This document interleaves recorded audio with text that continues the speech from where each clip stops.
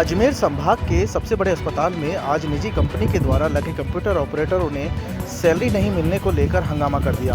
कार्यरत कंप्यूटर ऑपरेटरों का आरोप है कि पिछले 2 महीनों से उनको सैलरी नहीं मिली है। मामला बढ़ता देख अस्पताल अधीक्षक डॉक्टर अरविंद खरे ने सभी कंप्यूटर ऑपरेटरों से वार्ता कर फर्म को पाबंद करने का आश्वासन दिया है। हम MNDY में लगे हुए हैं और हमारी 2 महीने से सैलरी नहीं आई है और नवंबर से हमारा PF नहीं आया। हमने प्रिंसिपल सर को भी है ना ज्ञापन दिया था, उन्होंने भी हमें सिर्फ आश्वासन दिया। पिछले सैटरडे की बात थी, पिछले सैटरडे से ये सैटरडे आ गया लेकिन हमें कोई भी है ना सैलरी नहीं आई है, मई की सैलरी नहीं है। अब हम खरे सर के पास गए थे तो उन्होंने बोला कि ना नहीं आपके ना शाम तक सैलरी आ जाएगी। फिर हमने बोला जून की सैलरी कब आएगी, तो उन्होंने हमसे ये बोला है कि ना जून की सैलरी के लिए आप पहले हमें पुलिस वेरिफिकेशन दो, उसके बाद हम आपको जून की सैलरी डालेंगे। तो जबकि हम ये हमारे जो ठेका प्रथा है, जो उसके सुपरवाइजर है, तो ये सारा काम संभालते हैं और ये हमारी कोई भी सुनवाई नहीं करते।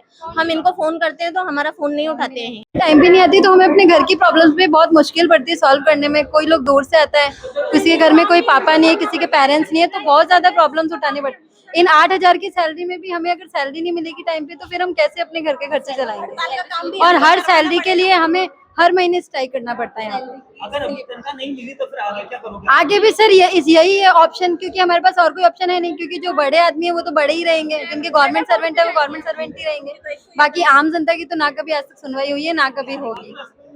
बाकी ज्यादा से ज्यादा हटाने की धमकी देते हैं कि ज्यादा किया तो हटा देंगे बस। बाकी है, क्या मांगे आपको?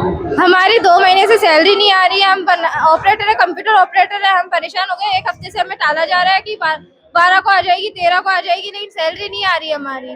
कभी बोल रहे आधे घंटे में आ जाएगी, कभी बोल रहे 10 तारीख को आ जाएगी, मंडे को आ जाएगी, लेकिन हमारी सैटरडे लास्ट बोला था। तो अभी तक सैटरडे भी हो गया लेकिन सैलरी नहीं आई है हमारी। हम सब परेशान हो रहे हैं। अभी हम खरे सर के पास गए थे तो उन्होंने शाम का टाइम दिया हमें।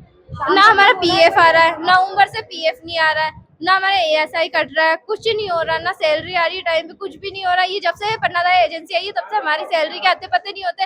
जब 2 महीने खत्म होने पे होते हैं तब 1 महीने की सैलरी आती है, उससे पहले हमारी सैलरी नहीं आती है। जो कंप्यूटर ऑपरेटर्स हैं यहाँ पर अस्पताल में पन्नाधाय योजना के तहत उनका आरोप है कि उनको 2 महीने से तनख्वाह नहीं मिली और वो आपके पास भी शिकायत लेके आए थे, क्या मसला है? नहीं, इनका मई का महीना का पेमेंट ड्यू है और हमने टाइमिंगली अटेंडेंस अपनी पन्नाधाय सिक्योरिटी एजेंसी को भेज दी है। यहाँ पर उनकी तरफ से डिले हो रखा है और उनका जो यहाँ पर जो व्यवस्थापक है उसको बुला करके अभी कहा है और वो आज पेमेंट हो जाएगा।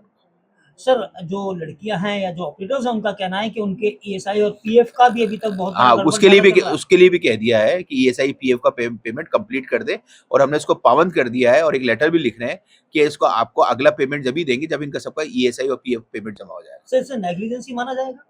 नहीं, एजेंसी को टाइमिंगली जमा कराना चाहिए इसको और उसकी जिम्मेदारी भी है, उसकी टर्म्स एंड कंडीशन में भी है कि उसको वो पेमेंट ESI और PF तनख्वाह के साथ में जमा कराए।